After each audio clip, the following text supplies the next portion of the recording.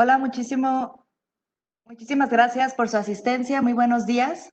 Eh, Muchas gracias. Vamos a iniciar en unos momentos más con esta sesión del evento de la semana de la evaluación. Vamos a dar 5 minutos de tiempo para ver si se logran inscribir más asistentes a este evento y 11:05 en punto damos inicio a la sesión. Muchísimas gracias.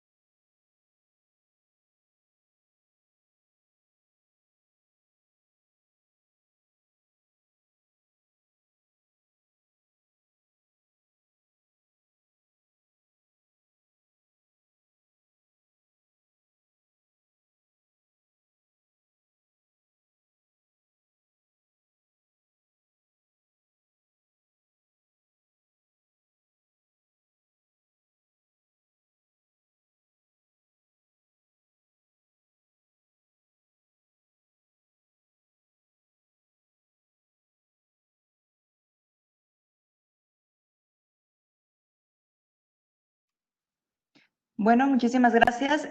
Ahora sí damos otra vez la bienvenida a todos los asistentes, a nuestros panelistas, e iniciamos con el evento de la Semana de la Evaluación denominado Ejercicios de Evaluación en el marco de la austeridad.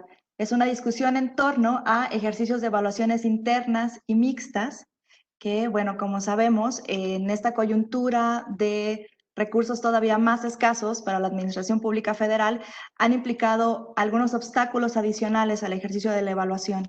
Los objetivos de esta mesa en particular es discutir desde el punto de vista de la Secretaría de Economía y de la Secretaría de Agricultura, cuáles son algunas aproximaciones que se han tenido desde la experiencia para abordar este tema de la austeridad en el marco de la evaluación e impulsar objetivos, estrategias, ejercicios que suplan, digamos, de manera interna las necesidades de generar información estratégica para la toma de decisiones. Nos acompañan y agradecemos muchísimo la participación del maestro Gerardo Franco, de la Secretaría de Economía, del maestro Ricardo Jaspeado, perdón, un problema técnico, y del maestro Miguel Loera, de la Secretaría de Agricultura, quienes estarán participando a lo largo de este evento con sus presentaciones y en la parte de preguntas y respuestas. Digamos, en el marco de la coyuntura tuvimos unos pequeños inconvenientes, urgencias, prioridades que surgen en este tipo de situaciones en el marco del COVID y por tanto la doctora Isabel Islas no podrá acompañarnos en este momento con la moderación y por desgracia tampoco nuestra panelista, la licenciada Araceli Orozco, que iba a participar por parte de la Secretaría de Seguridad y Protección Ciudadana. Entonces, bueno, les mandamos un abrazo, deseamos que pues, todo llegue a buen puerto y muchísimas gracias. Y bueno, antes de comenzar, voy a platicar un poco la dinámica del evento. La presentación del panel es estructurado en 3 rondas de preguntas estratégicas que se van a compartir con los panelistas. Cada panelista tendrá 5 minutos para responderla. Y bueno, al finalizar las 3 rondas se tendrá una pequeña conclusión. Posteriormente iniciaremos la ronda de preguntas y respuestas. Aquí es muy importante que todas las personas asistentes registren sus preguntas en el apartado de preguntas y respuestas de la aplicación de Webex, que encontrarán a mano derecha, en un panel a mano derecha de su aplicación. Solamente se registrarán y se pasarán a los panelistas las preguntas que se han registrado por este medio. Asimismo, ustedes pueden comenzar a registrar sus preguntas desde un inicio, no tienen que esperar el periodo de preguntas y respuestas, entonces todas son ya bienvenidas. Bueno, sin mayor preámbulo, comenzaré con la presentación de los ponentes, con una pequeña semblanza. El maestro Gerardo Franco Parrillat es director general de Planeación y Evaluación en la Secretaría de Economía. Es matemático de la Universidad Nacional Autónoma de México y maestro en Economía por el Colegio de México. Cuenta con amplia experiencia en las áreas de planeación y evaluación de políticas públicas, así como la generación y análisis de información estadística, estudios e investigaciones. Ha sido investigador principal en México de RIMIS, Centro Latinoamericano para el Desarrollo Rural, organización regional sin fines de lucro que desde 1986 realiza investigación aplicada para apoyar procesos de cambio en las redes rurales latinoamericanas. En el Gobierno Federal de México se ha desempeñado por más de 10 años en diversos cargos en las áreas de planeación, evaluación e información y análisis de las Secretarías de Desarrollo Social, Turismo y de la Presidencia de la República, así como en otras áreas de diversas dependencias. Actualmente se desempeña como director general de Planeación y Evaluación de la Secretaría de Economía, donde busca consolidar una agenda de evaluación y monitoreo orientada a resultados. Su experiencia docente incluye cursos de evaluación de políticas públicas, econometría, estadísticas y desarrollo en la Universidad Nacional Autónoma de México, la Universidad Latinoamericana y la Universidad del Claustro de Sor Juana. Muchísimas gracias, Gerardo, por tu participación. Tenemos al maestro Ricardo Jaspeado Montiel, director de Fomento de Mejoras en SADER. Es economista agrícola por Chapingo y maestro en Gobierno y Asuntos Públicos por la Flaxo, México. Se ha desempeñado como consultor de políticas públicas agrícolas en la FAO durante 8 años, así como profesor de Economía y Evaluación en la Facultad de Economía de la UNAM. Es coautor de artículos referentes a la evolución de los salarios, desigualdad salarial y el Premio a la Educación en México. Actualmente colabora en la Dirección General de Planeación y Evaluación de la Secretaría de Agricultura y Desarrollo Rural. Muchas gracias, Ricardo, por tu asistencia. Finalmente tenemos al doctor Miguel Ángel Loera Cimentel, director de Desarrollo Regional en SADER. Es licenciado en Administración Financiera por el Tecnológico de Monterrey y maestro en Desarrollo Organizacional. Se ha desempeñado en los campos de planeación, evaluación del desempeño, gestión del campo e innovación en universidades como el MIT de Massachusetts y la Universidad de California en Berkeley, por mencionar solo algunas. Recientemente fue reconocido con la condecoración doctor honoris causa por el Claustro Doctoral Iberoamericano de la UNAM por su trayectoria de 20 años en planeación del desarrollo y diseño e implementación de políticas públicas. Dentro de la academia ha impartido diplomados de gestión estratégica en el Tecnológico de Monterrey y de planeación en la Universidad de Anáhuac. Destaca en su experiencia profesional la elaboración de diferentes planes de desarrollo tanto a nivel federal como estatal, así como la implementación de sistemas de evaluación y alineación estratégica en diversas entidades estatales. Actualmente es coordinador del proceso de planeación institucional de la Secretaría de Agricultura y Desarrollo Rural. Muchas gracias, Miguel Ángel. Y bueno, ahora pasamos ya directamente a la sesión de preguntas y respuestas.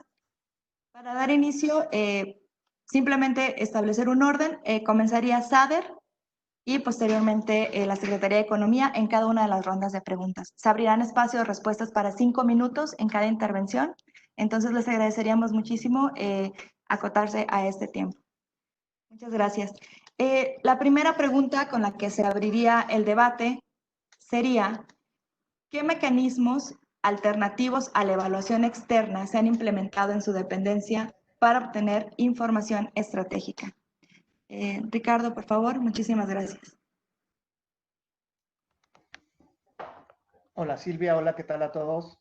Muchas gracias por la invitación. A nombre de la licenciada Alejandrina González, agradecemos la invitación a esta mesa y a todos los que nos están viendo.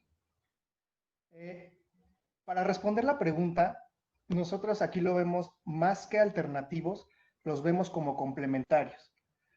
La Secretaría está en un contexto donde durante varios años se han gastado infinidad de recursos en evaluaciones y en monitoreo que no necesariamente son oportunas y que no tienen un uso concreto en la planeación estratégica.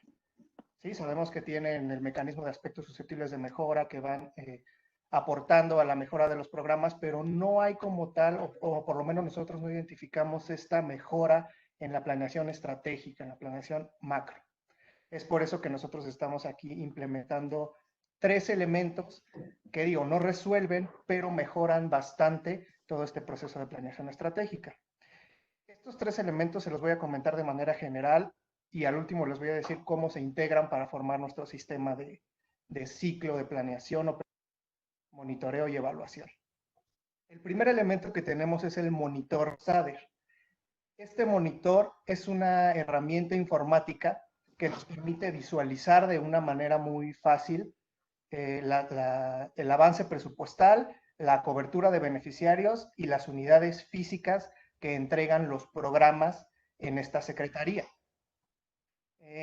En su pantalla principal, este monitor muestra cuántos beneficiarios ha tenido cada programa. Tiene una temporalidad de actualización de 15 días. Cada 15 días se actualiza la información.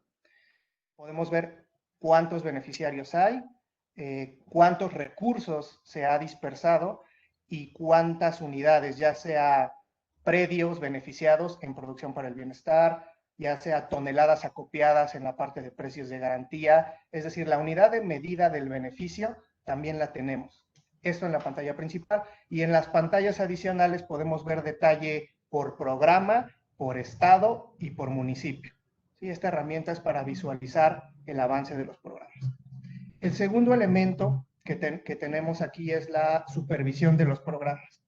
Esta supervisión es un procedimiento que está dentro de la normatividad que todos los programas cumplen, pero durante muchos años este procedimiento ha sido un simple procedimiento administrativo, digámoslo así, que los programas lo cumplen para decir, mira, órgano interno de control, yo ya hice mi supervisión, saqué 10 y esto te lo digo, pero hasta el año que entra, ¿no? En realidad la supervisión no aportaba en tiempo real ese seguimiento preciso a la operación de los programas. ¿Qué es lo que estamos intentando hacer? Renovar ese nuevo procedimiento de supervisión de tal manera que va a ser un acompañamiento constante para poder identificar inconsistencias dentro de la operación del programa y resolverlas ahí mismo. Toda esta información se sistematiza y también va a formar parte del monitor SADER, ¿sí? en un apartado de supervisión. Y el tercer elemento que complementa esto son nuestras evaluaciones internas.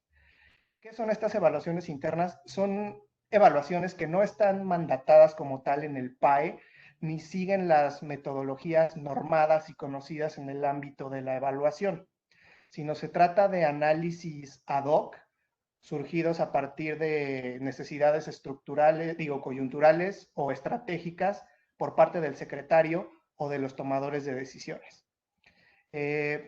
Todas estas evaluaciones pretenden analizar más que nada resultados y avances de los programas. Estas evaluaciones se realizan con información que ya posee la Dirección General de Planeación y Evaluación y se desarrollan en tiempos muy cortos. ¿Para qué? Para que los resultados puedan ser comunicados al área requiriente, ya sea el secretario o el coordinador del programa, de una forma bastante oportuna. También estas evaluaciones están estimulando un cambio de paradigma, en el sentido de que quien hace la evaluación, que en este caso somos nosotros, tenemos un vínculo constante en todo momento con las unidades responsables, que son quienes operan los programas. Este vínculo también nos permite conocer en tiempo real y manejar en cierta medida el contexto de toda la Secretaría, porque muchas veces los evaluadores externos no tienen ese contexto para identificar ahí algunos puntos rojos que nosotros sí podríamos tener. Entonces, estos tres elementos, el monitor, la supervisión y las evaluaciones externas, nos permiten articular este ciclo complementario que nosotros pensamos para la planeación, operación, supervisión y evaluación de los programas de esta Secretaría. Muchísimas gracias, Ricardo. Ahora cederé la palabra al maestro Gerardo Franco, por favor. Muchas gracias. Muchas gracias. Corro mi cronómetro en estos momentos para cumplir en buen tiempo. Y bueno, primeramente darles los buenos días a Silvia, a Ricardo, a Miguel, colegas, a todos y todos quienes nos acompañan desde la sana distancia. Quiero agradecer la invitación de la web para participar en este evento tan relevante en el contexto actual de austeridad, ¿no? La verdad es que todos quienes participamos desde nuestras trincheras por mejorar las políticas públicas, hoy más que nunca tenemos el ojo puesto en la eficiencia de las políticas públicas, programas, proyectos y acciones del gobierno. Y bueno, pues para llegar a mejorar esta eficiencia, los instrumentos, los trabajos que realicemos deben de estar diseñados e implementados y las recomendaciones atendidas con el mayor profesionalismo posible. Es por ello que las experiencias que desde la Secretaría les quisiera compartir, espero que sean de utilidad para todos, ¿no? Para entender estos esfuerzos internos y externos que se han realizado para generar información estratégica, quizá vale la pena recordar que esta historia empezó ya hace 14 años. El 30 de marzo de 2006 se publicó la Ley Federal de Presupuesto y Responsabilidad Hacendaria y en consecuencia, un par de años más tarde, se publicaron las disposiciones generales del sistema de evaluación de desempeño. Y después de eso, la metodología de marco lógico se volvió la piedra angular de este sistema, ¿no? En los primeros años, quienes vivimos esa primera etapa, en los primeros años de la matriz de indicadores para resultados, quizá el énfasis fundamental fue por incorporar la orientación a los resultados en el lenguaje común de los funcionarios públicos, principalmente entre los responsables de los programas presupuestarios y entre las áreas de evaluación, ¿no? En los niveles superiores de la MIR, la discusión en esa época se centraba en dos tópicos fundamentales. Primero, desde el punto de vista de los operadores, era ¿por qué incorporar indicadores que no están bajo control de las unidades responsables de la operación de los programas? Y si lograba superar esa discusión, el siguiente tema era cómo medir esos indicadores, ¿no? Por otra parte, a nivel de componentes y actividades, al menos en mi experiencia personal, la discusión se centró en que dichos indicadores cumplieran los famosísimos criterios CREMA, principalmente, y quizá el más relevante, el de ser monitoreables, ¿no? Ahora, ¿qué ocurrió en la Secretaría de Economía? Bueno, pues en este primer bloque quiero platicarte brevemente 4 experiencias de la Secretaría de Economía, las cuales voy a estar retomando en las siguientes intervenciones para responder las preguntas correspondientes en cada una de ellas, ¿no? Entonces, primero, las 2 primeras experiencias se desarrollaron en 2014, hace ya 10 años, ¿no? Hace 10 años después del lanzamiento del CEP. Y quizás son los ejercicios concluidos de evaluaciones internas más recientes en la Secretaría de Economía. Se les denominó evaluación de instrumentos de seguimiento y monitoreo de los programas del PRONAFIN y de la Profeco. Y básicamente ambos ejercicios de evaluación buscaron dar trazabilidad a los indicadores de gestión en ambos programas, es decir, poder identificar cómo se estaban desarrollando estos programas, ¿no? La tercera experiencia desarrollada en 2016 fue denominada el tablero de control e indicadores para instrumentar la planeación estratégica del sector de economía. Y esta tenía como objetivo recopilar información sobre las prioridades de los indicadores sectoriales, indicadores intermedios, acciones clave y acciones claves para el seguimiento de los objetivos sectoriales. Esencialmente buscaba complementar la información de los indicadores sectoriales y cerrar la brecha que existe entre los indicadores de los programas presupuestales y de propósito de los programas presupuestales. Es decir, se identifica una brecha entre estos dos indicadores y estos indicadores complementarios buscaban cerrar un poquito esa brecha, ¿no? Además, y esto es bien importante, establecer prioridades y acciones claves para conseguir los objetivos, ¿no? Y finalmente, la cuarta experiencia que quiero platicarte en estos 50 segundos que me quedan, tiene que ver con una experiencia que se está desarrollando en la presente administración de la Unidad de Inteligencia Económica Global. Esta experiencia se llama Data México y es una plataforma que integra, visualiza y contribuye a los datos públicos de México, ¿no? Su objetivo es mejorar las decisiones públicas a través de datos e identificar oportunidades económicas, industriales y comerciales. A diferencia del tablero de control, su objetivo es de inteligencia económica y no solo de monitoreo de política pública. Ojo, no es que el monitoreo de la política pública no sea importante, sino que este tiene elementos adicionales y objetivos diferentes. Nada más a manera de comercial, quisiera comentarles que dicha plataforma se presentará el día de mañana en la tercera mesa de la Secretaría de Economía, la semana de evaluación. Y bueno, si me permites, para compensar el comercial, quiero comentarles también que se está avanzando en lo que podría ser una estrategia mixta de evaluación del programa Microcréditos para el Bienestar, pero que esta propuesta será presentada en la mesa de mañana, organizada por la propia Unidad de Evaluación de Desempeño, por lo cual no la abordaré en esta sesión. En resumen, y con eso concluyo, con base en estos 4 ejemplos, 2 de indicadores de gestión y 2 de indicadores de resultados, y complementando con algunas experiencias personales, trataré de establecer lo que podrían ser los denominadores comunes de este tipo de ejercicios para responder las preguntas en las intervenciones siguientes. Muchas gracias. Muchísimas gracias, Gerardo, Ricardo. Por lo que nos han explicado, realmente se ha avanzado muchísimo en la consolidación de este tipo de estrategias internas para solventar algunos gaps de información estratégica que se requieren al interior de las dependencias.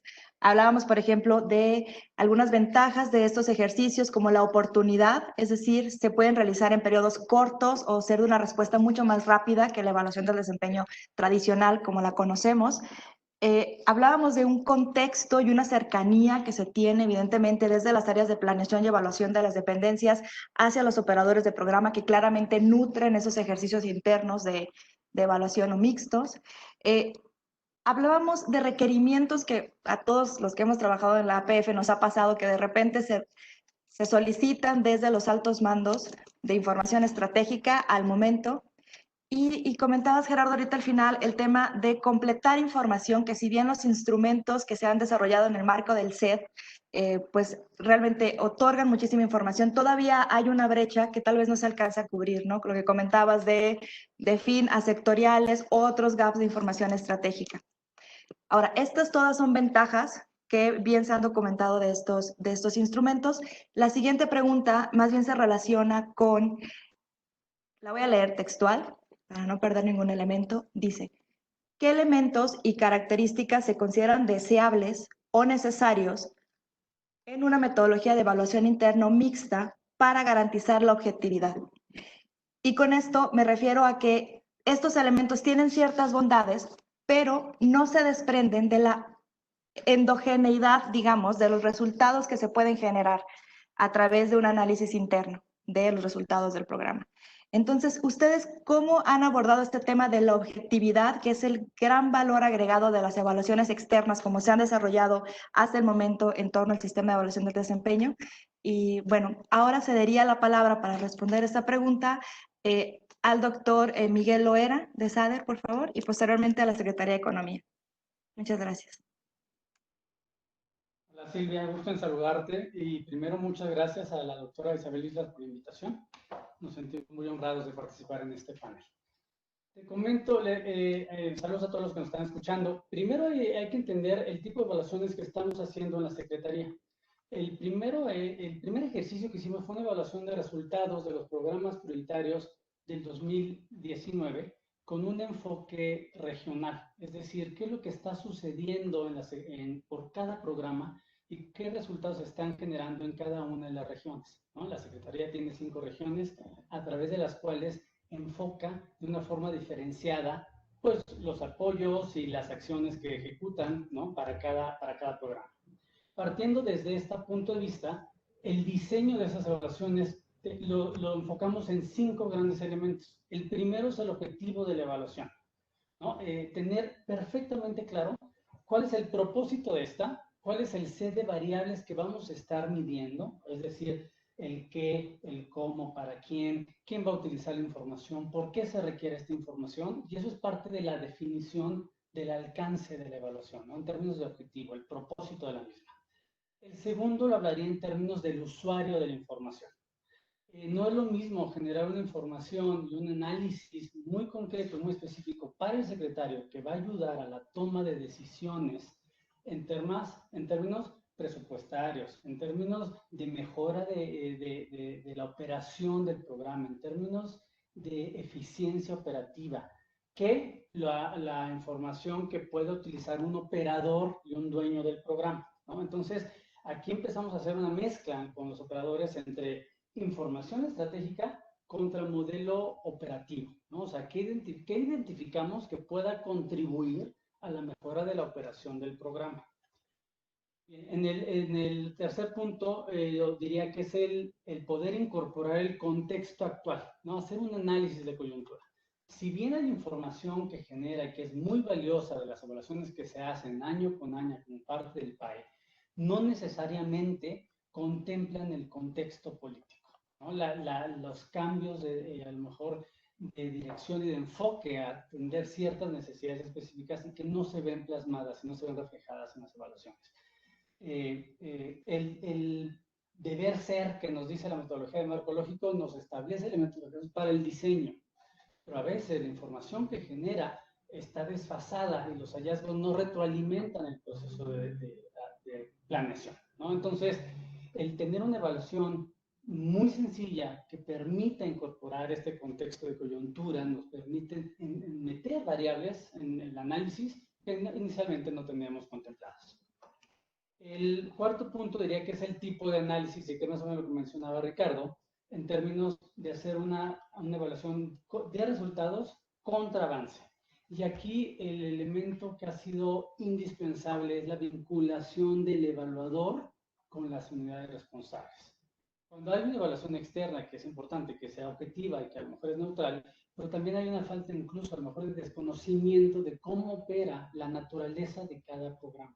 Entonces, esta comunicación, la necesidad de fortalecer la comunicación entre la evaluación contra el operador del programa, pues se convierte en un factor pues, de éxito de la evaluación, ¿no?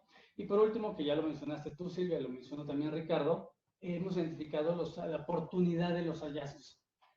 Una evaluación en el corto plazo nos permite identificar resultados muy específicos, hallazgos, observaciones y recomendaciones que eventualmente se van a convertir en aspectos susceptibles de mejora del programa. Sin embargo, lo que hemos visto es que ese desfase de las evaluaciones tradicionales tarda mucho a cerrar el círculo entre que generan resultados, se evalúan los aspectos susceptibles de mejora, retroalimenta el proceso de planeación, ¿no? Y muchas veces esa retroalimentación incluso no sucede. Entonces, no hay una mejora real en el diseño o en la operación del programa. nuestra iniciativa y lo que hemos buscado a partir de este ejercicio, que todavía está en modificación y en evolución, como lo mencionó Ricardo, es poder asegurar la vinculación de ese círculo. Hay un proceso de planeación, hay una operación, hay un monitoreo, se integra el proceso de supervisión durante la ejecución de los programas, y creo que eso es muy importante resaltar, porque normalmente también se hacían supervisiones que eran mucho más tardías, digamos, con respecto a la operación del programa, ¿no? Había también un desfase. Y por último, evaluación y cerrar a la retroalimentación de planeación. Todo esto, una de las iniciativas es poder, dentro de nuestro módulo SADER, que es la plataforma de monitoreo estratégico para los programas, poder incluir ahora un módulo específico de evaluación. Y esa evaluación nos va a permitir dar un seguimiento estratégico mucho más enfocado y mucho más concreto de los resultados. ¿Sí? Muchas gracias. Muchísimas gracias, Miguel, por tu aportación. Les daría la palabra a Gerardo Franco. Muchas gracias. Bueno, nuevamente inicia mi cronómetro. Y antes de hablar de los elementos metodológicos deseables y necesarios, quisiera partir quizá de lo que es la diferencia fundamental entre los ejercicios de evaluación interno versus los externos, ¿no? Y es la motivación, ya más o menos se había empezado a perfilar, ¿no? Déjame retomarlo desde los 4 ejemplos que te ponía en la pregunta anterior. Para el caso de los instrumentos de seguimiento y monitoreo Pronafim y Profeco, la motivación de ambos ejercicios de evaluación proviene de la propia Dirección General de Planeación y Evaluación, que observa que estos programas presentan indicadores con variaciones fuertes en sus avances respecto a las metas programadas, ¿no? Y además de eso, carecen de información en sus fichas técnicas de cuestiones estratégicas que nos hacen desconfiar de la pertinencia de estos indicadores, ¿no? Por ejemplo, en un ejemplo específico, carecen de medios de verificación, ¿no? o medios de verificación confiables o al menos presentables. Entonces, además de esto, hay otro factor bien interesante. Ambos programas habían tenido valoraciones no muy positivas en lo que era el índice de desempeño en los programas presupuestales elaborado por la organización GESOC en 2014. Entonces, por si fuera poco, el área de evaluación estaba viendo temas que eran interés y al mismo tiempo había una presión social que es bastante interesante y voy a retomar después para mejorar estos programas, ¿no? En cambio, lo que respecta al tablero de control y a Data México, como bien comentaban, la motivación proviene de un proceso de negociación y aprobación entre quienes serían las instancias ejecutoras, en este caso la Dirección General de Planeación y Evaluación y la Dirección de Inteligencia Económica Global, y los funcionarios del más alto nivel, ¿no? Este tipo de proyectos, como ya comentaban mis compañeros en SADER, buscan tener información estratégica que descansa sobre las atribuciones normativas del área ejecutora, pero que su implementación requiere de las personas que ocupan los cargos directivos del más alto nivel en la organización, ¿no? O sea, el éxito de estos programas depende del involucramiento de los actores al más alto nivel, ¿no? Ahora sí entraría quizás la parte metodológica, ¿no? Y respecto a la metodología, las características observadas son distintas entre los ejercicios de generación de información a nivel de gestión y de información estratégica, ¿no? Para el caso de las evaluaciones de instrumentos de seguimiento y monitoreo, quisiera destacar 2 lecciones aprendidas muy importantes. Primero, como ya señalaban, si bien las reglas de operación son un documento que permite conocer exhaustivamente la gestión del programa, también es cierto que pueden existir actores externos, algunos acuerdos informales o procedimientos institucionales que no están mapeados en las reglas de operación.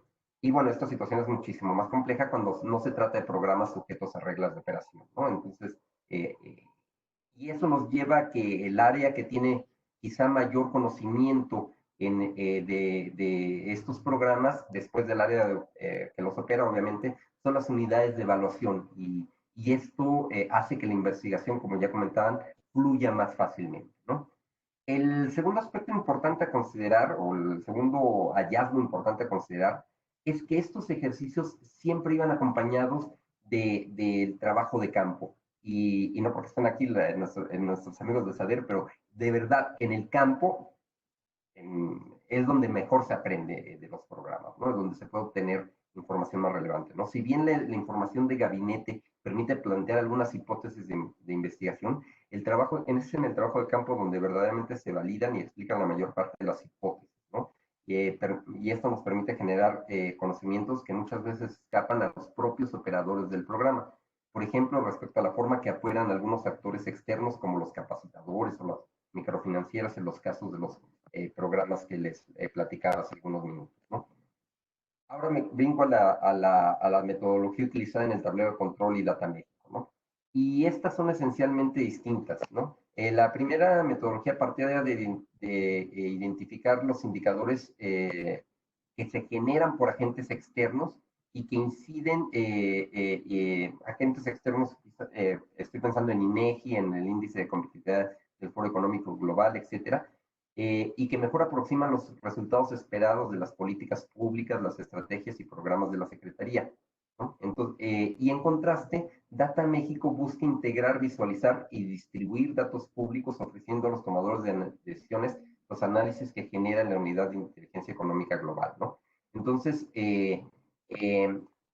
pero bueno, lo que sí podemos observar es que hay un denominador común entre ambos, ¿no? Y este denominador común es que dependen, que ambos ejemplos dependen de la relevancia que tenga para sus objetivos de información generada por terceros.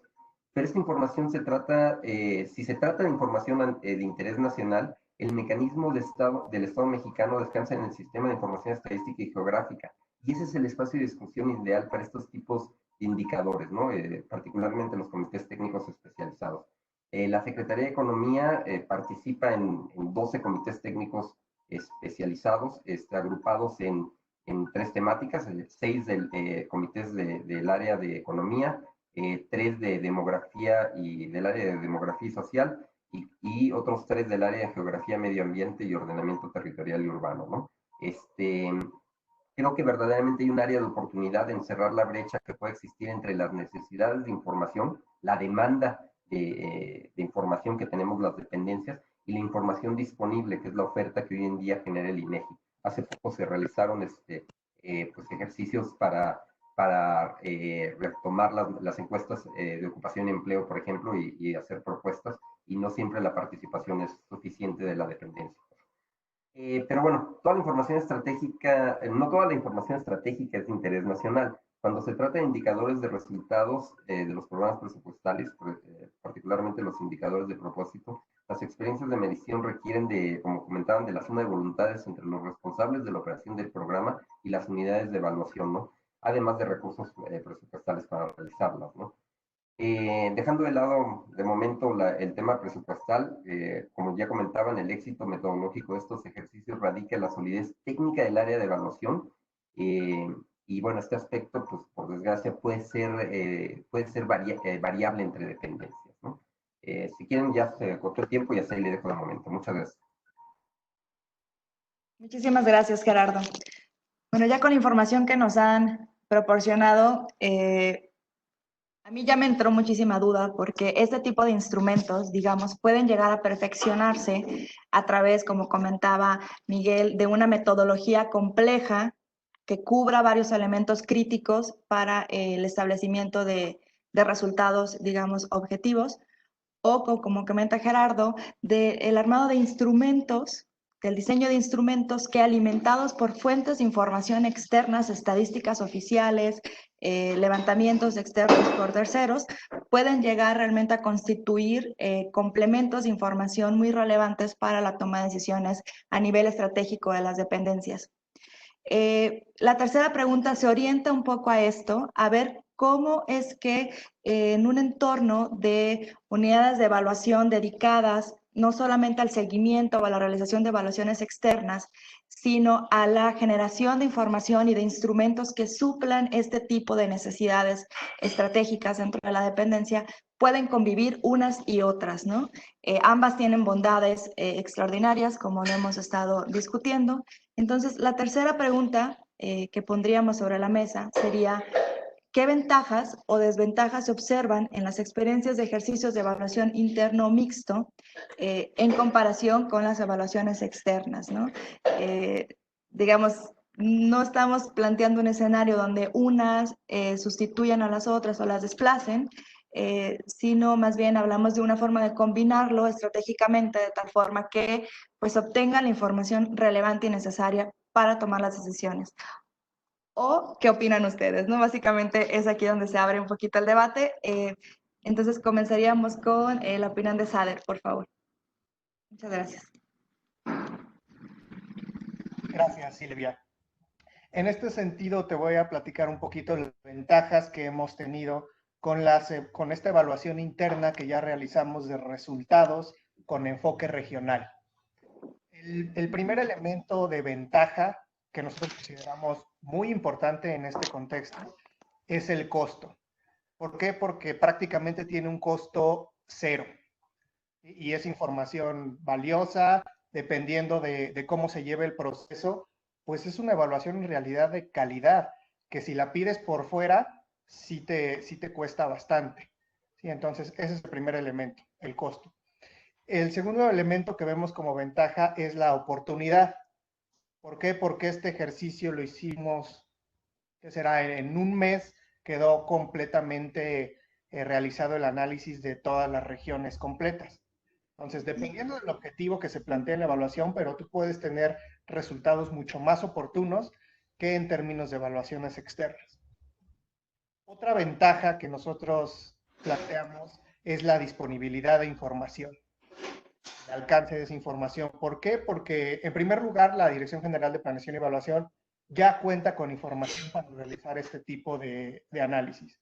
En segundo lugar, tienes el contacto directo con las áreas y conoces las instancias operadoras, conoces la red territorial que tiene la Secretaría, también tienes contacto con ellos. Se conocen varios elementos que te pueden facilitar disponer de la información. Y otro elemento también muy importante que yo quisiera destacar es que tenemos a nuestro sistema de información pesquero. Este sistema es un órgano desconcentrado de la Secretaría, el cual produce información valiosísima para el sector, que nos han aportado y nos han ayudado para también hacer estas evaluaciones que ya realizamos, ¿no? Entonces, es un organismo que vale la pena también que tenga su importancia en esta parte de la evaluación. Otra ventaja es la comunicación directa con los involucrados, como lo vimos, ¿no? Supongamos el secretario necesita un análisis muy particular.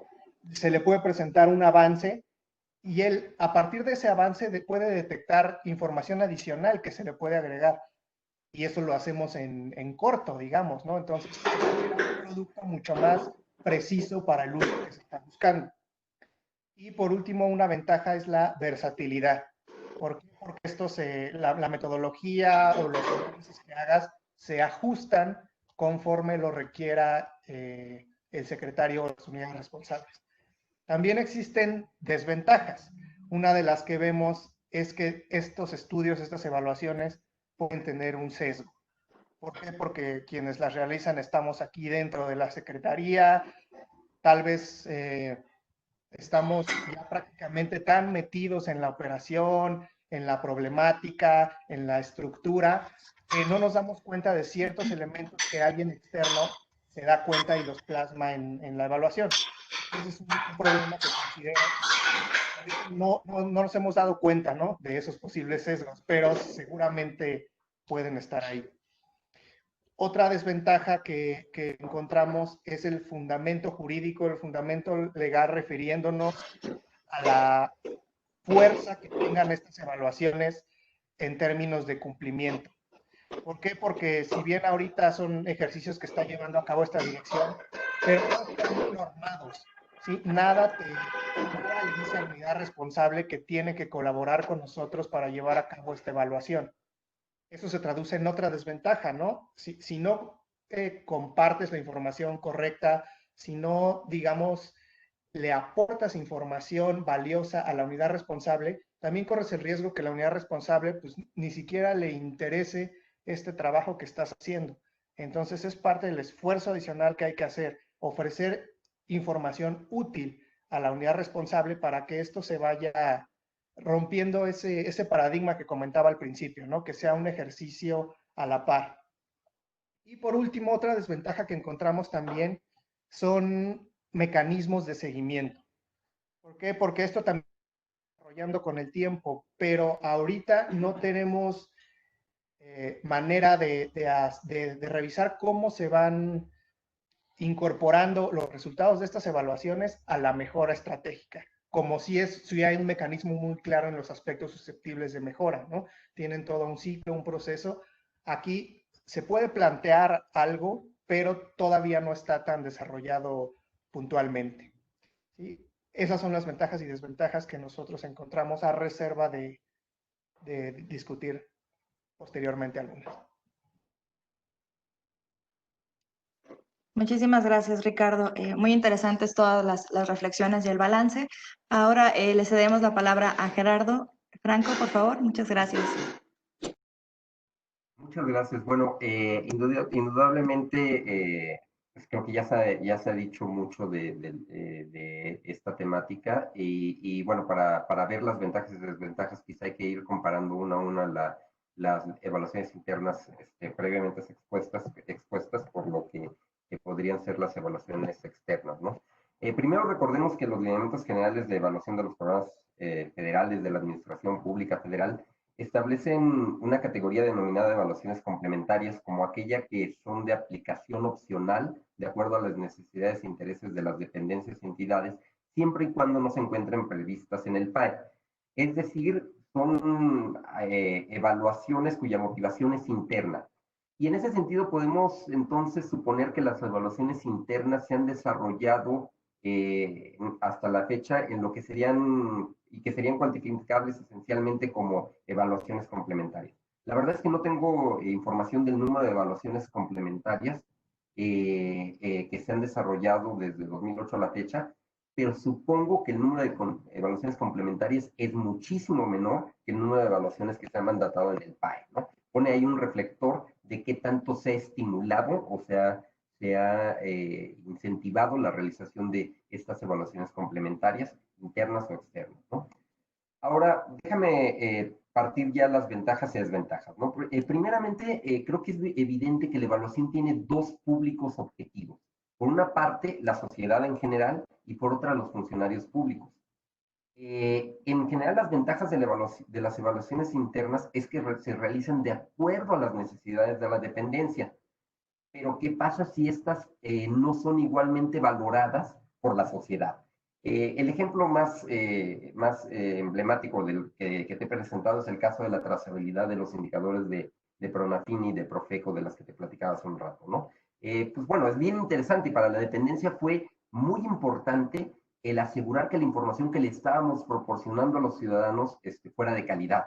Pero, no creo que fuera lo suficientemente atractiva para el ciudadano. Entonces, eso ahí me parece que puede ser un riesgo, ¿no?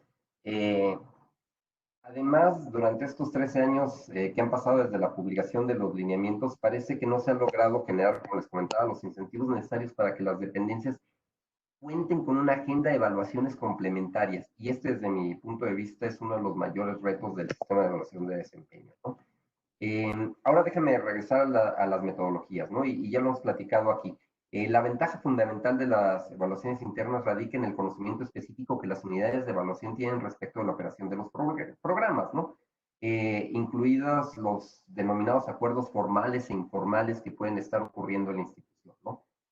Por otra parte, la desventaja principal recae en lo que serían las capacidades técnicas de que disponga el área de evaluación para responder con metodologías rigurosas y adaptadas a las necesidades de la dependencia, respecto de lo que podrían tener instituciones académicas y de investigación que hoy se encargan de las evaluaciones externas.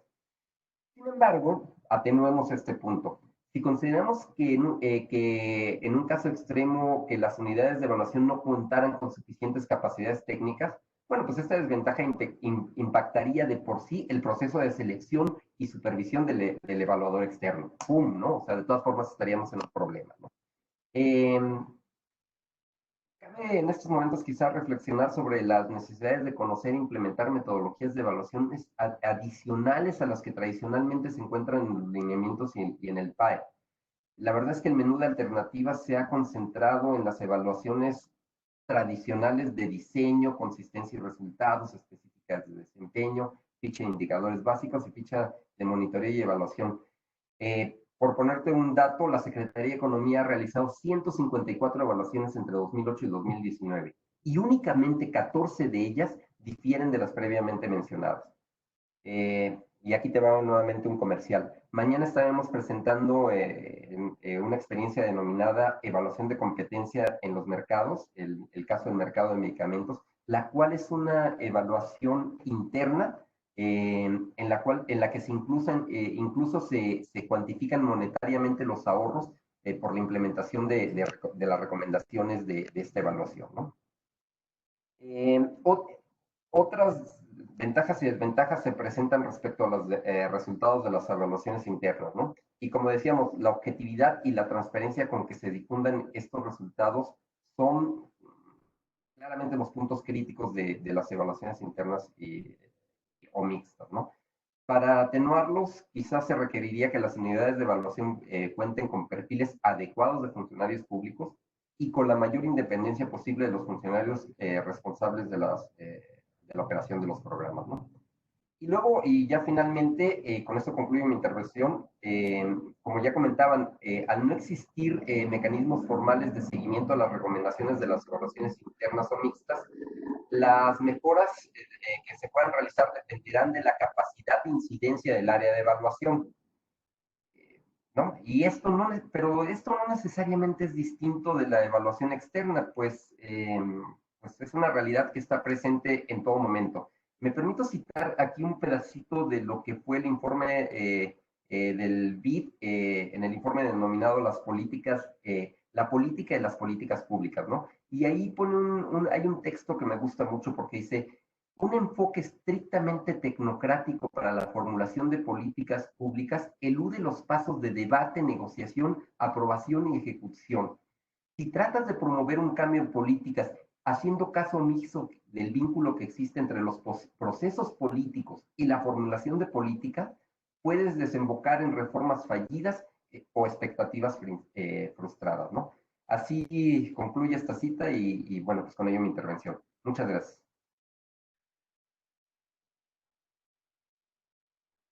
Muchísimas gracias, Gerardo y Ricardo, por sus intervenciones.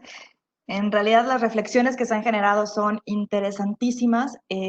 Digamos, hemos abundado en las ventajas de las evaluaciones internas o mixtas, pero cuando nos asomamos un poco a, no le llamaría tanto desventajas, sino oportunidades que se tienen en el marco de la evaluación interno mixta, vemos cosas extremadamente relevantes, como las que comentaban, aparte, digamos, de la endogeneidad, que es la principal crítica a la que se dirigen este tipo de ejercicios. Hablamos de que son evaluaciones que de cierta forma están al margen de la estructura institucional y normativa que se ha generado para la evaluación externa, ¿no?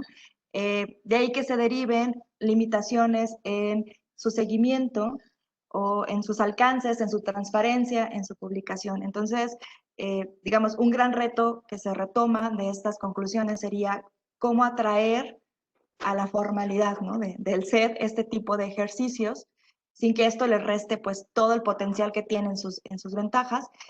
Y otro, cómo acercar también a la ciudadanía, ¿no? Que sea no solamente un insumo interno, que es como se ha desarrollado originalmente, sino que sirva para fortalecer todo el tema de rendición de cuentas y transparencia hacia el que generalmente está volcado todos los ejercicios de evaluación. Y el tema de las agendas de evaluaciones complementarias me parece extraordinario, da para todo una mesa de un evento de la Semana de la Evaluación. Espero que lo podamos retomar más ampliamente a las conclusiones. Y bueno, ahora pasamos a la parte de preguntas y respuestas. Invitamos a todos los asistentes a que por favor nos dejen, si no lo han hecho, sus reflexiones, sus comentarios en la parte de preguntas y respuestas. Al momento tengo 3 ahorita a la mano y les voy a ir presentando una por una y tendrían espacio de 3 minutos para responderlas, en el mismo orden de los panelistas, ¿no? Primero SADER, posteriormente la Secretaría de Economía.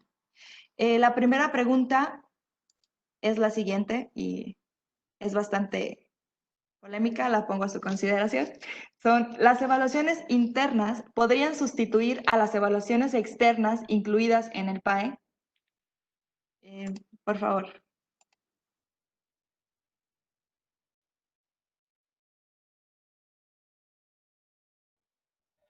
Pues sí, sí, es sin lugar a dudas una pregunta muy polémica. Y comentábamos ahorita, Ricardo y yo, que yo no personalmente pienso que no deberían de sustituir a las evaluaciones externas. Son complementarias, suma al proceso de análisis estratégico interno. La evaluación externa tiene una finalidad muy puntual, ¿no? Y esa finalidad es desde un objetivo, un ente externo que con mucha objetividad y con una posición muy neutra nos puede establecer cómo va el programa, ¿no? Cómo va la ejecución de un programa, cuáles son los resultados y dónde hay deficiencias en el diseño o en la operación, dependiendo del tipo de la evaluación que estamos hablando.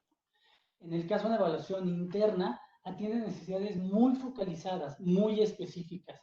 Entonces, creo, no sé qué piensas tú, Ricardo, pero yo sí creo que son ejercicios que deben ser complementarios. Desde el punto de vista de que una evaluación interna no es obligatoria, ¿no? Que creo que ese es un elemento hablamos ligeramente por cuestiones normativas o algo, también se vuelve muy flexible y permite que se vaya adaptando a las necesidades particulares o de la situación o del usuario de la información o del tipo de análisis que estemos buscando. Pero creo que no deberían de sustituir o de reemplazarlos. ¿Algo que quieras agregar, Ricardo? Sí, si tenemos tiempo, rápidamente, un elemento más. Lo que comentó Miguel tiene razón y estoy de acuerdo con él, no deben de sustituirse, deben de complementarse. Pero también, digamos que esa es la parte técnica, ¿no?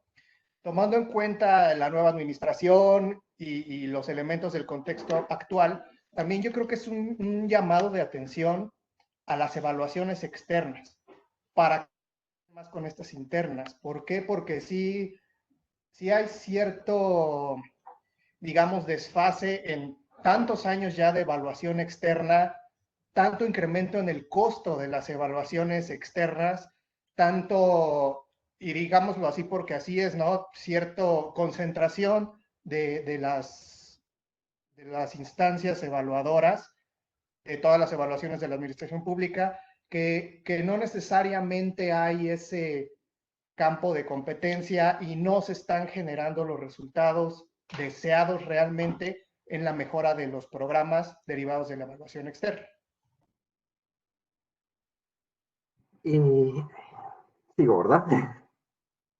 Mira, yo creo que la evaluación cumple dos objetivos fundamentales. Uno es de transparencia y rendición de cuentas del quehacer gubernamental y el otro es de mejora de las políticas públicas.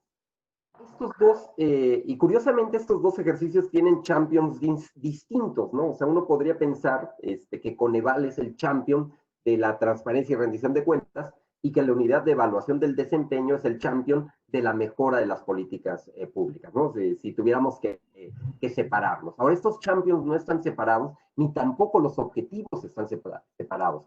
Hay una intersección entre ellos amplia, ¿no? Entonces, por eso cuando platicaba de la relevancia de que muchas veces las evaluaciones internas pueden no ser atractivas al ciudadano, pero también nos hemos cansado de hecho de eso, muchas veces las evaluaciones externas ya fueron demasiado exhaustivas y ya no son relevantes para el tomador de decisión, que ya las deja pasar sin verlo. Voy a profundizar en eso quizá en la parte de conclusiones que les tengo por ahí una laminita.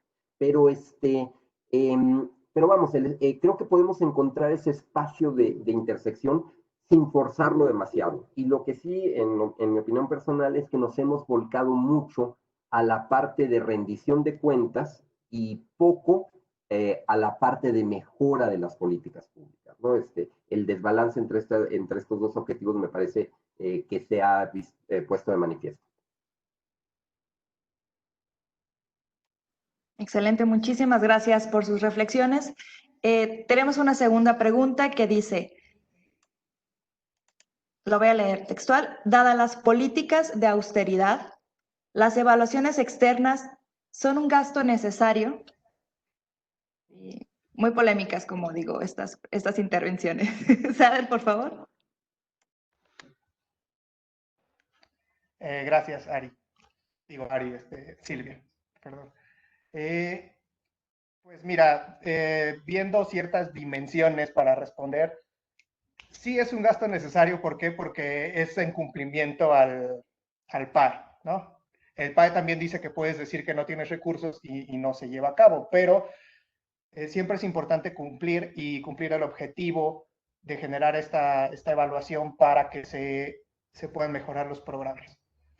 En este sentido, yo creo que pues sí, o sea, aunque haya contexto de austeridad, sí es un gasto necesario. ¿Por qué? Porque a pesar de que lo que dijimos tiene ciertas desventajas la evaluación externa, inoportunidad, siempre es un ejercicio enriquecedor y ahí está la responsabilidad también de nosotros como área de evaluación, de asegurarnos que estas evaluaciones que se están pagando con dinero de los ciudadanos, pues en realidad tengan un uso y sean evaluaciones de calidad para que cumplan sus objetivos. Yo quisiera complementar algo antes de que pasemos con nuestro colega Gerardo.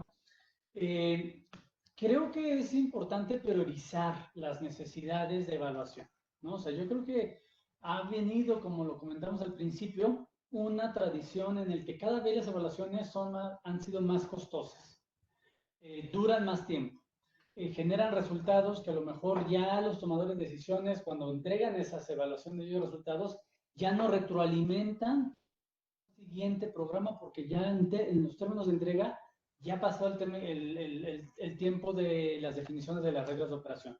Entonces, sí es una reflexión que nos invita a mejorar el proceso de evaluación externa, nos invita, pero de una forma muy obligada, a necesidades actuales pues, en el contexto en el que nos encontramos. Entonces, si bien es necesaria la evaluación, pues a lo mejor es redefinir el alcance de esa evaluación, redefinir los costos de las evaluaciones, también la duración y a lo mejor quisiera decir la palabra innovar en el proceso de evaluación externa, ¿no?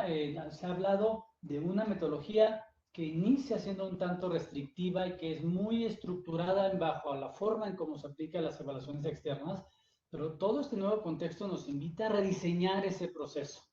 Y ese proceso que a lo mejor va a tener que ser muy creativo también en términos de recursos, porque la realidad es que, al menos en lo que hemos visto en esta administración, hay una restricción presupuestaria que cada vez es mayor y que nos obliga también a hacer modificaciones internas sustanciales. No tendría por qué no ser de la misma manera en el proceso de evaluación externa.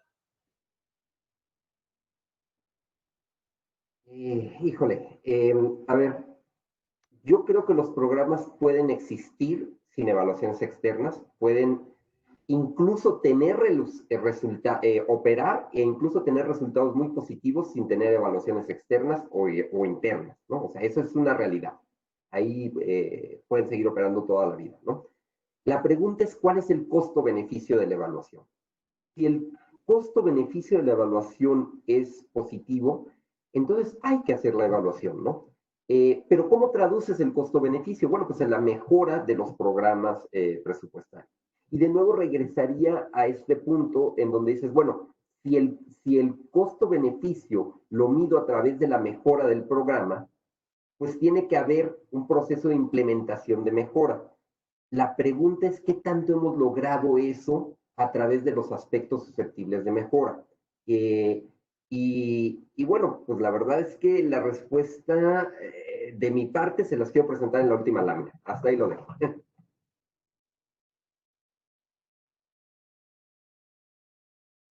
Muchísimas gracias. Continuamos con las preguntas. La siguiente es, ¿la información estratégica que se genera a partir de estos ejercicios internos es pública o cómo avanzar hacia esquemas de transparencia? Por favor.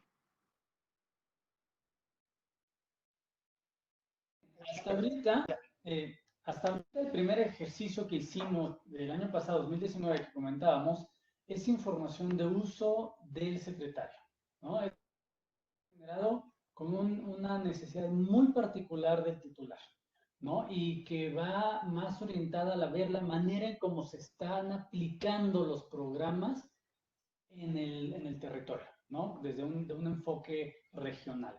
Es decir, la política pública está bien orientada, se está apoyando a quien se tendría que estar apoyando, estamos generando los resultados que desde el diseño de la política pública definimos que era necesario orientar. Entonces la información no es pública. Creo que podemos migrar hacia un ejercicio que permita también ser un ejercicio mucho más abierto, ¿no? Incluso me debería decir un poco colaborativo para poder también tener retroalimentación de los usuarios en campo, como bien lo mencionó Gerardo. En nuestro sector, una evaluación que no contempla el análisis del campo, pues no nos cubre la realidad operativa de lo que allá abajo o allá afuera, más bien dicho, se está realizando. Entonces, solo para concluir, ahorita la información no es pública, es importante para el titular y los tomadores de decisiones a nivel de la Secretaría, y a partir de ahí podemos ir pensando en un proceso de migración a que podamos tener un ejercicio mucho más abierto, pero no es el caso hasta el momento.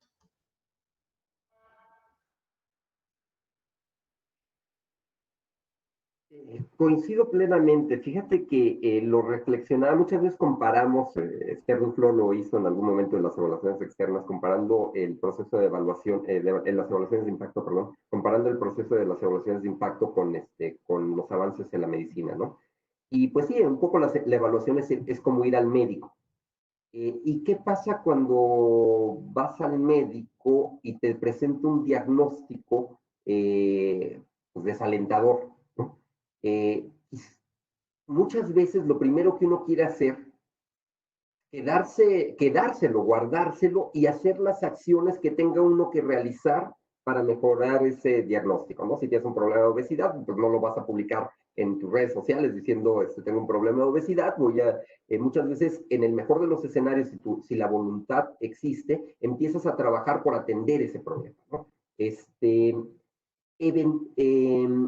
Entonces, si bien es muy deseable, o sea, mi punto de vista como en la investigación y en la academia en general sería, es muy deseable que estos ejercicios sean públicos, es totalmente deseable, pero a veces es más exitoso que sean privados, ¿no? Que el tomador de decisión pueda encarar la problemática y tratar de lavar los platos, la ropa sucia en casa, como se acostumbra a decir, ¿no?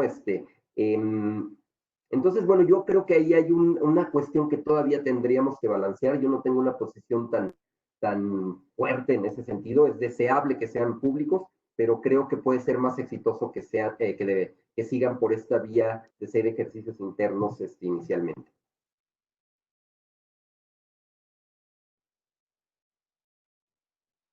Perfecto. La naturaleza, digamos, es distinta, ¿no? El auditorio. Muchas gracias, Gerardo. Vamos con otra pregunta. ¿Cuáles serían los instrumentos mínimos para hacer una evaluación interna objetiva? Digamos, ya abordamos alguno de estos temas en una de las preguntas. Igual si pueden hacer como un comentario adicional, se los agradeceríamos. Muchas gracias. Bueno, en nuestro caso, pues son los 5 elementos que contemplamos, ¿no? El objetivo de la evaluación, el usuario, ¿no? El actor relevante que va a utilizar la información, un análisis de coyuntura que puede incorporar el contexto actual, el tipo de análisis enfocado a resultados, al avance, a la operación, al proceso, tener muy clara la vinculación con las unidades responsables y la oportunidad de los hallazgos. Esa oportunidad de los hallazgos va más orientados en términos de generar aceptos susceptibles de mejora, por llamarlo de alguna manera, que sí nos permita retroalimentar el proceso, la planeación, en términos de que sea una síntesis muy de información estratégica, muy objetiva, muy concreta, a la cual podamos después dar seguimiento desde los sistemas de monitoreo que cuenta la Secretaría.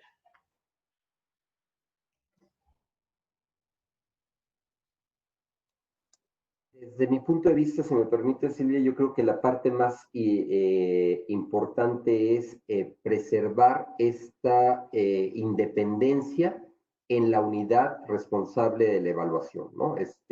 Si esta dependencia está total y absolutamente vinculada con la operación del programa, tiende a haber sesgos. Es muy probable que tenga sesgos por ahí. Entonces, quizá la palabra clave en este sentido es asegurar, aparte de la solidez técnica, la independencia de la unidad de evaluación. Muchísimas gracias, Miguel, Gerardo. La siguiente pregunta sería, bueno, esta va orientada a municipios de México. Bueno, creo que esta la dejamos en un contexto distinto porque se sale un poco de la temática específica de la mesa. Dada la política de austeridad, ¿qué tanto pueden involucrarse las áreas internas de evaluación en una evaluación externa para minimizar costos sin afectar imparcialidad? La repito nuevamente. Dada la política de austeridad, ¿qué tanto pueden involucrarse las áreas internas de evaluación en una evaluación externa para minimizar costos sin afectar la imparcialidad? No sé si va dirigido a un tema de evaluaciones mixtas, tal vez, ¿no? Esa sería la pregunta. Por favor, Sade.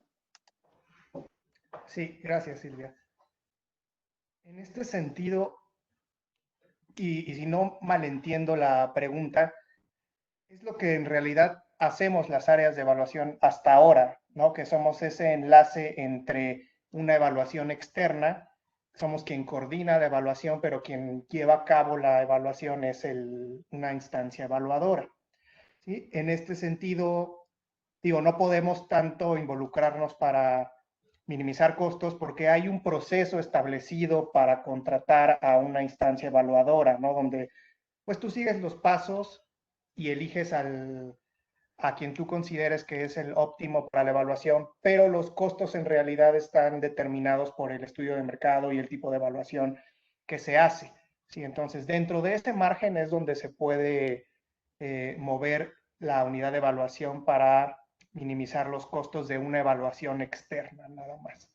¿Sí? En la evaluación interna, pues sí, completamente, digamos que puedes eliminar por completo el costo de la evaluación, o si necesitas salir a campo, pues sí puedes mediar ahí un poco los elementos del costo. Pero eso es lo que yo considero.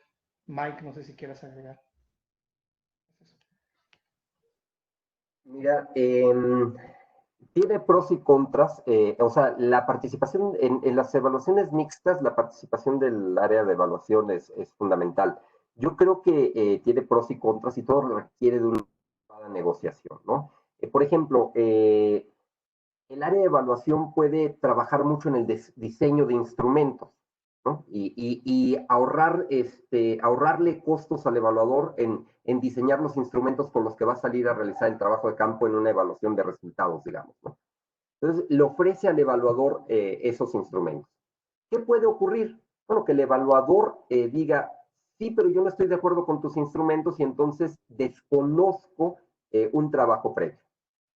Eso es algo que podría ocurrir, pero que contractualmente no es viable, ¿no? Un evaluador no va a participar en una evaluación en donde si tú les das los términos de referencia al instrumento, lo desconozca. Tampoco hay que patear el bote demasiado lejos, ¿no? Entonces, los evaluadores también son agentes que son capaces de ver las oportunidades que esto ofrece, ¿no? Entonces, muchas veces lo que puedes hacer es presentar el instrumento, es decir, este es el instrumento base. Tú tienes un espacio para hacer comentarios al instrumento e implementarlo en la evaluación de resultados, por ejemplo, ¿no? Y el evaluador ya asume un compromiso de tomar ese instrumento y el nivel de esfuerzo él se lo dedica. Puede decidir que el instrumento es muy malo y tener que dedicarle un nivel de esfuerzo tremendo. O puede decir que el instrumento es muy bueno y dedicarle un nivel de esfuerzo mínimo a hacer pequeños ajustes. Ahí es donde yo creo que pueden existir ciertos, por ejemplo, en el caso de diseño de instrumentos, ciertos espacios para esta coparticipación que reduce costos, ¿no? Otro ejemplo totalmente contrario es al revés. Ahora el evaluador diseña el instrumento y la operación del programa lo aplica entre su población beneficiaria, por ejemplo, ¿no? Siempre va a ser un poco más cuestionable, etcétera, etcétera. Pero mira, sí, es muy cuestionable en su objetividad, porque qué tanto si el encuestador fue las personas servidoras de la nación, uno podría tener ahí cierto sesgo y desconfiar de si lo hicieron bien o no. Pero pues la tendencia mundial es, por ejemplo, utilizar los registros administrativos, y los registros administrativos los llenan los servidores públicos. Entonces, también eso hay que atenuarlo, ¿no? Yo creo que son procesos que se pueden negociar, depende del caso, depende de la seguridad que des al evaluador de que estás haciendo tu mejor esfuerzo por la objetividad de tu evaluación. Yo creo que esos son los espacios, y sí hay espacios para reducir costos, pero hay que saberlos manejar muy bien en forma conjunta con los evaluadores, me parece. Perfecto, creo que el tema de la reducción de costos en el marco de la evaluación es uno de los elementos que nos reúnen en este día en torno a reflexiones. Bueno, ya son las 12:15, concluimos con el proceso de preguntas y respuestas. En realidad, retomamos todas las preguntas que nos han vertido a lo largo de la sesión, nos las llevamos a casa y les daremos respuesta puntual que les haremos llegar posteriormente. Hay varias preguntas que tienen que ver con la coordinación entre entidades federativas y municipios y la federación para el tema de las evaluaciones. Eso trataremos de retomarlas en una de las mesas, el evento del jueves que tiene que ver con, perdón, del viernes que tiene que ver con evaluaciones en el contexto de federalismo. Y bueno, entonces pasamos ahora a la ronda de conclusiones. Comenzamos con Sader. Digamos, teníamos 3 minutos, podemos tener entre 3 y 4, dado que no tenemos a una persona panelista. Y bueno, por favor, muchas gracias, Sader. Gracias, Silvia. En este sentido, nuestra conclusión es bastante corta porque ya se dijeron muchos elementos en la discusión.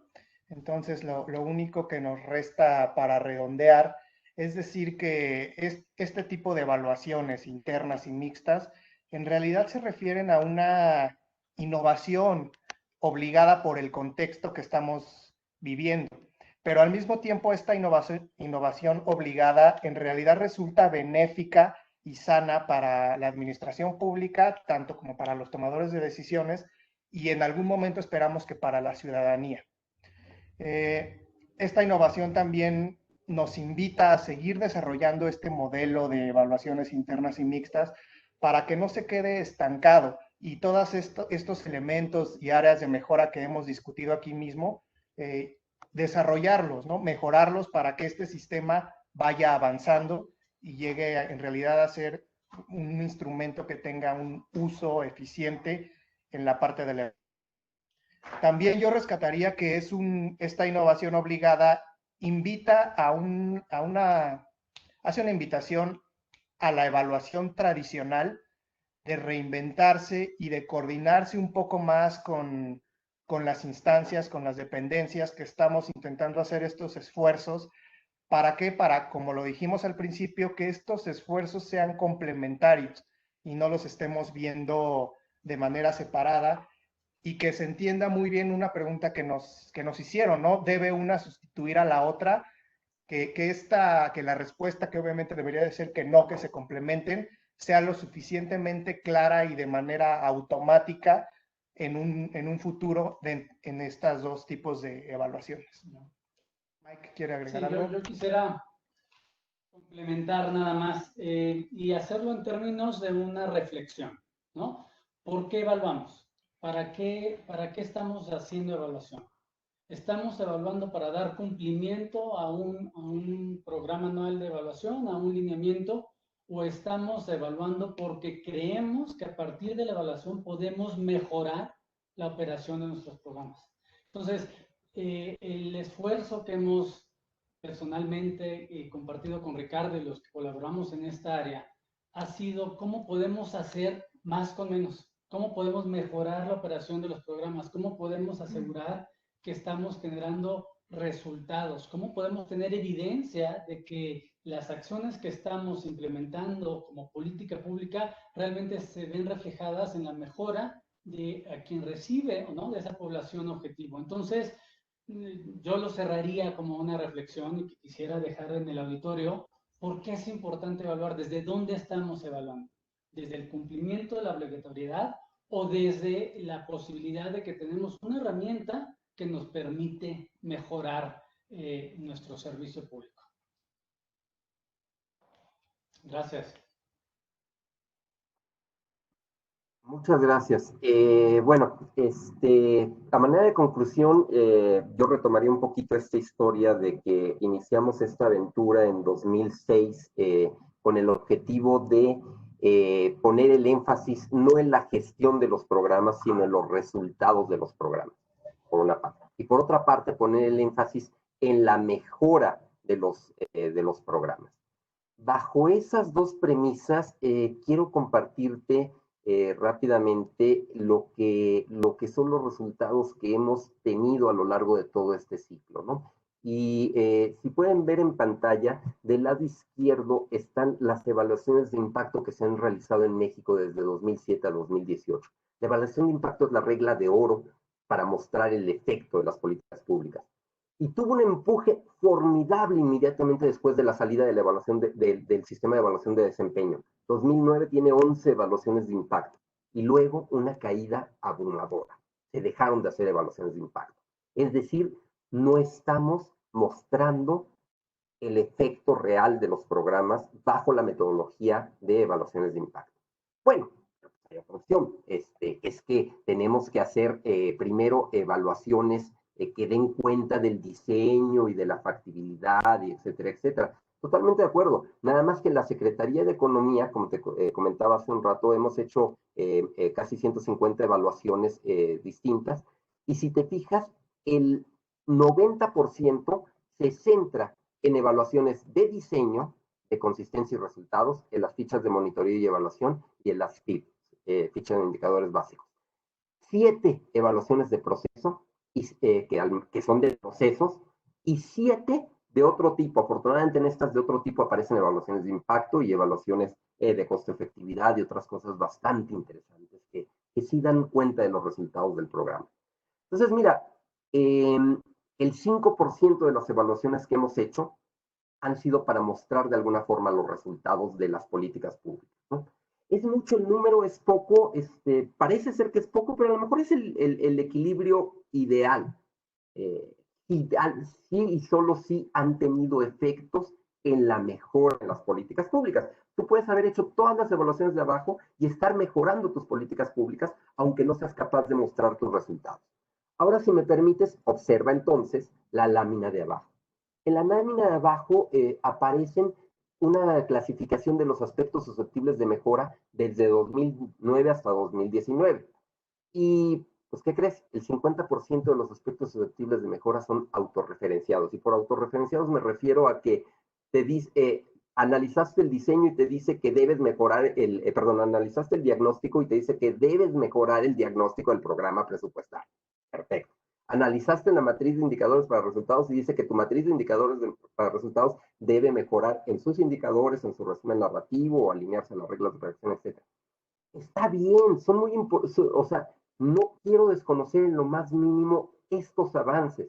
Lo que creo es que son avances muy centrados en la rendición de cuentas y poco centrados en la mejora de la operación de las políticas, de la operación y de los resultados posiblemente de las políticas públicas. Entonces, bueno, con todo esto y con esto cierro, yo creo que con los incentivos adecuados, las evaluaciones mixtas en temáticas de utilidad para las instituciones y para la ciudadanía en este espacio de intersección del que hablaba, la verdad es que estos pueden ser un catalizador el catalizador que se necesita para generar evidencia de resultados de los programas e incidir en su mejora, que son los dos temas fundamentales. Mostrar la evidencia de los resultados e incidir en la mejora de los programas es nuestra tarea fundamental, y podría ser que en este espacio de coyuntura las evaluaciones mixtas o internas con un adecuado incentivo sean lo que revolucione este aspecto. Muchísimas gracias, Ricardo, Miguel.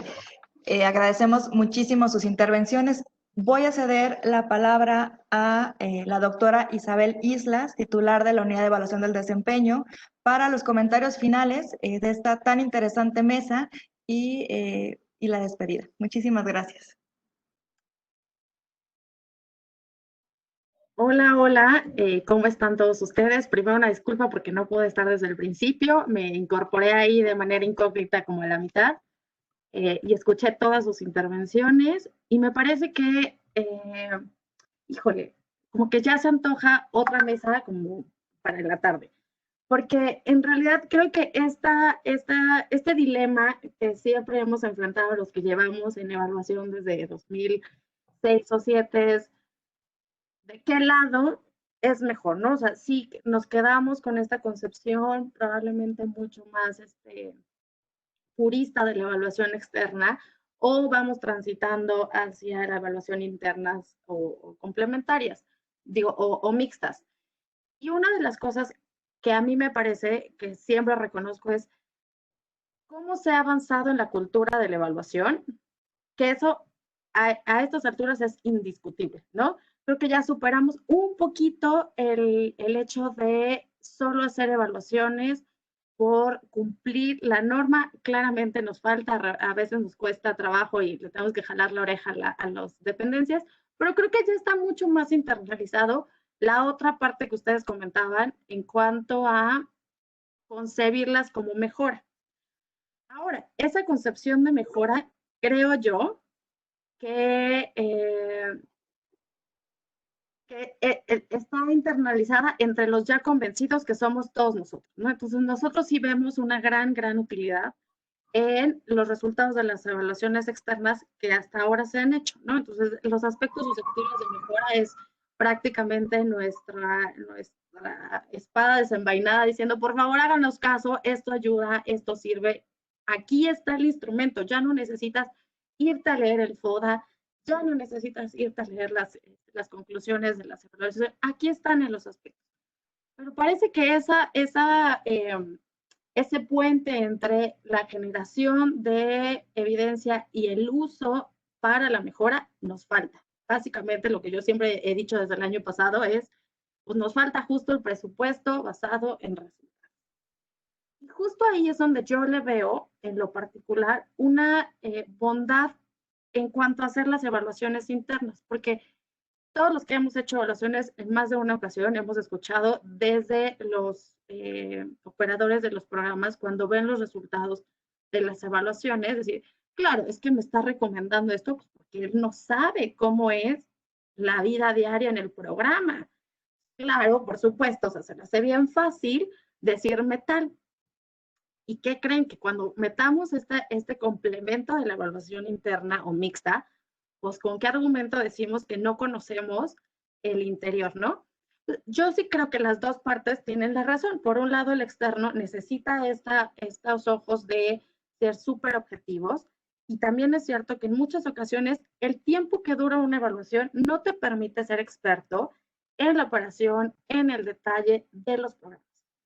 Y ahí es donde yo veo muchísima utilidad y creo que si vamos transitando hacia esos modelos, la capacidad de reconocer los resultados de las evaluaciones por las propias dependencias va a ser más fácil porque pues fueron parte de la elaboración. Entonces, como parte, un cachito de ese hijo, pues era parte del operador o de las áreas de planeación o evaluación de las dependencias y creo que podría facilitar la apropiación de los resultados que se vieran reflejados en la definición claramente de aspectos susceptibles de mejora con mayor valor agregado. Ya decía Gerardo, estos aspectos autorreferenciados, que en realidad pues no nos ayuda mucho, ¿no? Entonces decir que me falta el diseño, sí, es que por eso hice una evaluación.